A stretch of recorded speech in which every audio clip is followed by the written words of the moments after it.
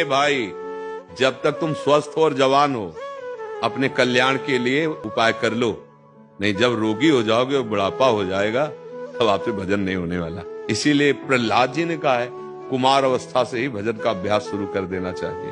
भर्तृहरि जी कह रहे बुढ़ापा दूर है, दुख दूर है, शरीर स्वस्थ है, नाम जप कर ले।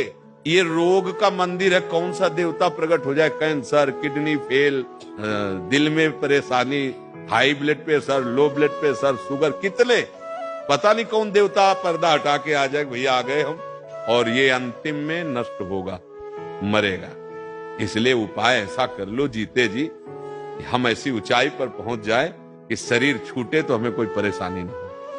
यद्यपि आपने मेहनत करके कमाया, व्यापार से कमाया, आपने अपनी बुद्धि बल लगाया, लेकिन आपने सरकार को टैक्स नहीं दिया, अर्पित नहीं किया। वो सरकार की नजर से चुराया हुआ धन वो तुम्हारे को जेल में बंद करवाएगा और एक एक रुपया तुम्हारे अधिकार से छीन लिया जाएगा। ऐसे ये भागवती का जीवन, ये तुम थोड़ो समझ लो कि तुम्हारा घर, तुम्हारा मकान, तुम्हारी स्त्री, तुम्हारा पुत्र, ये सब सरकारी है।